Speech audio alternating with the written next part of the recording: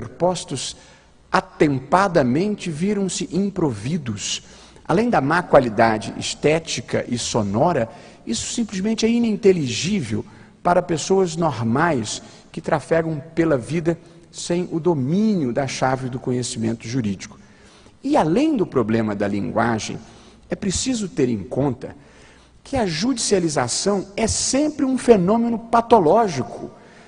O Poder Judiciário é a sede de solução de conflitos e, portanto, se uma matéria foi judicializada, é porque não houve uma solução amigável, é porque não houve uma solução consensual, é porque não houve uma solução administrativa. E na vida, o ideal não são os conflitos judiciais, o ideal é que as partes se componham sem a necessidade de uma demanda judicial.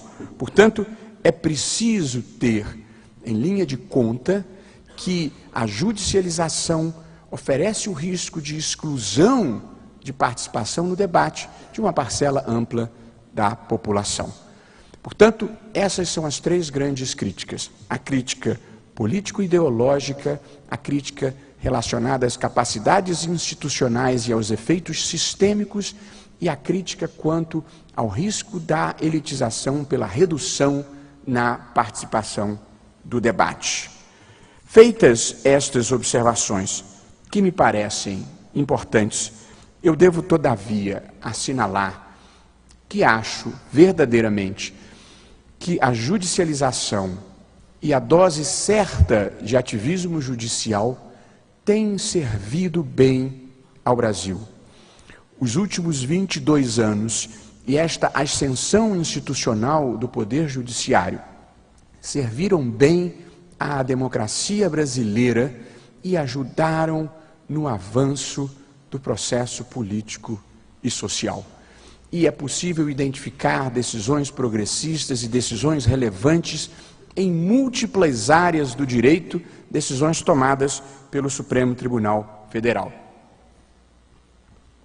No caso da prisão por dívida, lembrava o professor Marcelo Neves na palestra, na conferência que me antecedeu, que o Supremo Tribunal Federal, verdade que um pouco tarde, mas não tarde demais, eliminou a possibilidade de prisão por dívida do depositário infiel. Em matéria de direito penal, o Supremo Tribunal Federal declarou a inconstitucionalidade da Lei de Crimes Hediondos, que proibia a progressão de regime e impedia a ressocialização das pessoas por uma visão dura e punitiva da vida.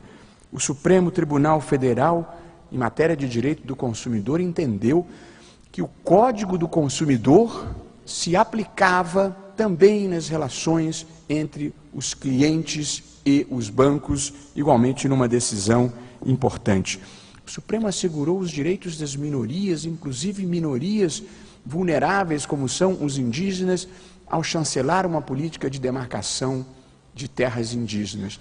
O Supremo, em matéria de liberdade de expressão, superando uma tradição autoritária que ainda subsiste nos tribunais estaduais e nas cortes intermediárias, produziu decisões importantes em matéria de liberdade de expressão, derrubou a lei de imprensa que vinha do regime militar e estabeleceu parâmetros adequados, num caso importante que foi o caso Elvanger, ao dizer: a liberdade de expressão não assegura o direito da fala, da manifestação racista, seja antissemita, seja contra negros, seja contra homossexuais. É preciso proteger os grupos vulneráveis.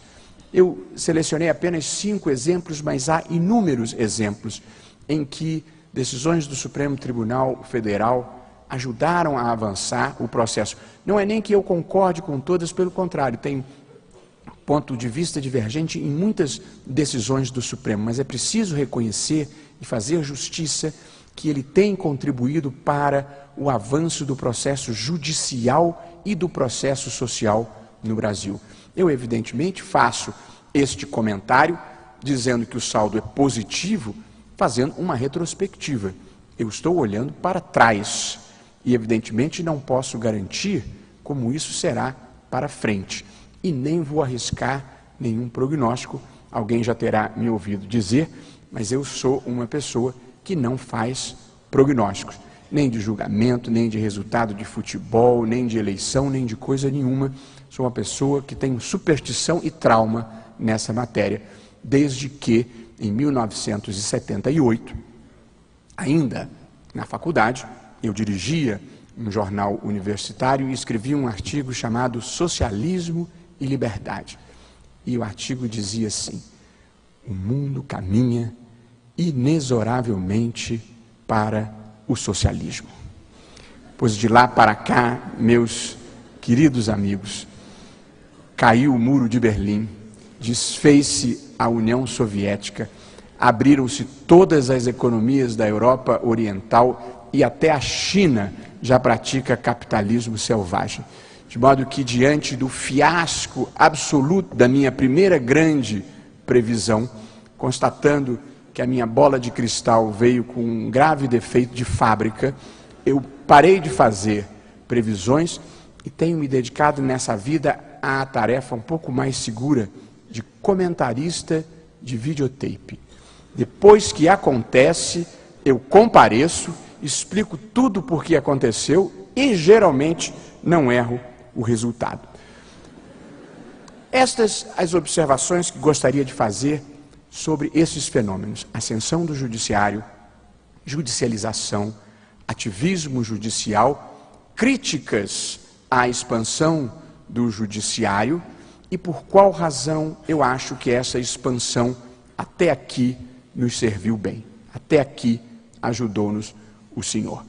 Agora, gostaria de compartilhar, na segunda parte da minha exposição, algumas ideias sobre as relações entre o direito e a política, onde elas se apartam e devem mesmo se apartar, e onde elas se superpõem, porque isto é inevitável em uma sociedade democrática. O direito, o discurso convencional sobre o direito, o discurso influenciado pelo pensamento francês da escola da exegese e o discurso influenciado pelo positivismo jurídico de uma maneira geral, sempre procurou erigir uma barreira entre o direito e a política como se fossem mundos apartados. O direito deve mesmo ter uma pretensão vigorosa de autonomia em relação à política. Mas essa autonomia, esta separação entre direito e política, ela será sempre relativa. E reconhecer isto, me parece, política e cientificamente mais correto do que procurar escamotear uma relação que sempre houve, mas não era explicitada, fazia parte de um discurso oculto, uma silenciosa lacuna do pensamento jurídico defendendo uma separação que não é desse mundo. O direito tem pelo menos dois grandes momentos: o da sua criação e o da sua aplicação. Pois no momento da criação do direito é impossível a pretensão de separá-lo da política. A ideia do direito, da norma jurídica, como expressão pura da razão ou como expressão pura da justiça, ela ou é uma ingenuidade ou é uma mistificação ideológica. O direito, seja a Constituição, seja a legislação ordinária, ele é produto das maiorias políticas de cada tempo, que até podem estar preocupadas com o interesse público, mas vão tutelá-lo de acordo com a sua percepção, que pode ser diferente da minha ou da de qualquer outra pessoa que esteja na minoria. Portanto, o ato de criação do direito é sempre um ato político pelo qual a vontade da maioria transforma numa norma cogente aquilo que a ela parece bem, e todos deverão obedecer àquela norma. De modo que o direito é inexoravelmente político no momento da sua criação. Na interpretação e aplicação do direito é que é possível manter esta ideia e esta pretensão de autonomia do direito, o que é feito, como sabem, em primeiro lugar, pela estruturação de um sistema institucional em que o Poder Judiciário é dotado de independência e de garantias. De modo que as sociedades democráticas separam o judiciário da política, dando aos juízes e aos tribunais, aos juízes garantias de inamovibilidade, irredutibilidade de vencimentos, vitaliciedade, e aos tribunais autonomia administrativa e autonomia financeira para não dependerem dos outros poderes. E, portanto, esta independência do judiciário em relação à política é possível. O juiz, como regra geral, não depende dos políticos para exercer o seu ofício, nem para galgar posições dentro da sua carreira, com uma ou outra exceção.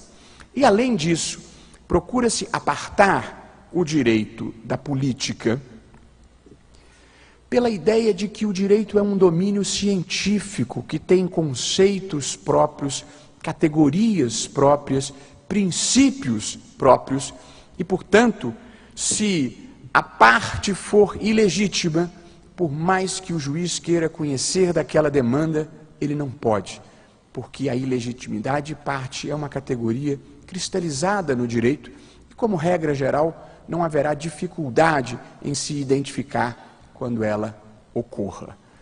Ou, por exemplo, suponha-se que um juiz tivesse grande interesse político numa determinada punição de natureza penal, mas se tiver ocorrido a prescrição, ele não poderá seguir adiante naquele processo. De modo que, ao contrário da política, onde muitas vezes a vontade discricionária pura pode prevalecer, no direito não. O juiz deve fidelidade não apenas à norma, como também a certos conceitos, a certas categorias operacionais que dão especificidade ao direito. Porém, nem tudo na vida é pautado por essa racionalidade plena que essas ideias podem sugerir.